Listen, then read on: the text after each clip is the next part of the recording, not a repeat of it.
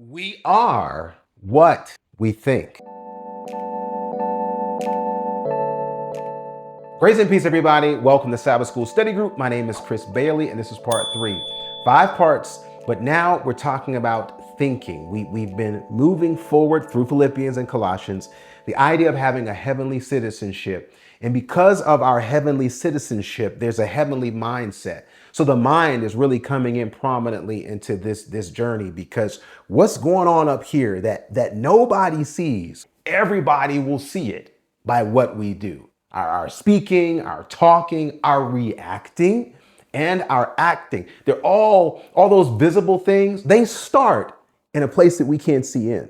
That's in our brain, in our mind. So we actually are what we're thinking. So when the Bible, the greatest psychologist of all kind, Jesus Christ, and he's more than a psychologist or a psychiatrist because he doesn't subscribe a drug, he subscribes himself, his plan and his promise. He says here in Philippians 4, verse 8, look, finally, brethren, through the apostle Paul, whatsoever things are true. Here's the recipe. Here's the prescription for the mind. Whatsoever things are true, whatsoever things are honest, whatsoever things are just, whatsoever things are pure, whatsoever things are lovely, whatsoever things are of good report. If there be any virtue, if there be any praise, because we're always praising now with this heavenly mindset, think on these things. Think on these things.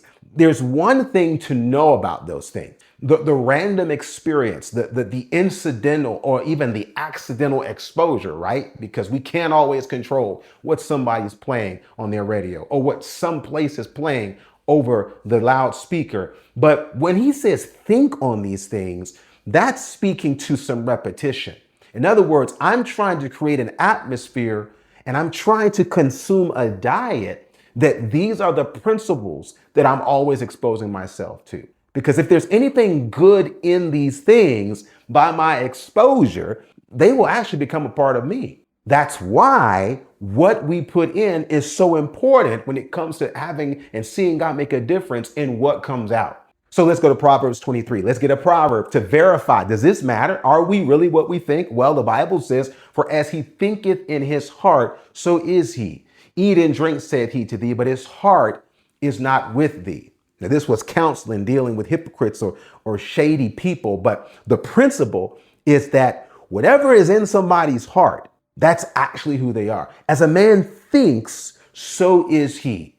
Our thinking is so powerful, not in terms of changing circumstance or using your brain to go get something, but the idea of our brain being the center of shaping who we are, of molding who we are. So really, when we're thinking about the source of character, beyond the gift of what Jesus has given to us, what we become, what Jesus wants us to be, it's going to start in here. So let's remember, claim verse 9, Philippians 4, those things which you have both learned and received and heard and seen in me, do, and the God of peace shall be with you. Wow. So he ended by saying, and the God of peace shall be with you. We've already claimed the promise that the fact that God gives us peace in order to pave the way for us to be constantly praising.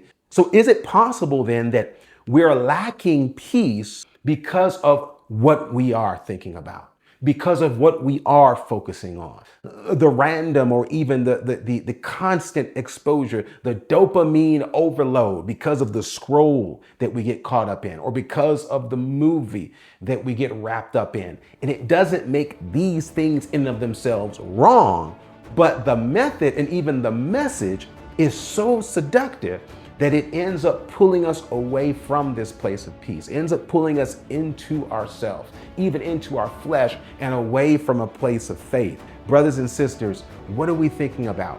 What is it that we can say, Lord, I need you to shift and shape in order to change the way that I'm thinking, because what I'm exempling is being affected by what I'm following.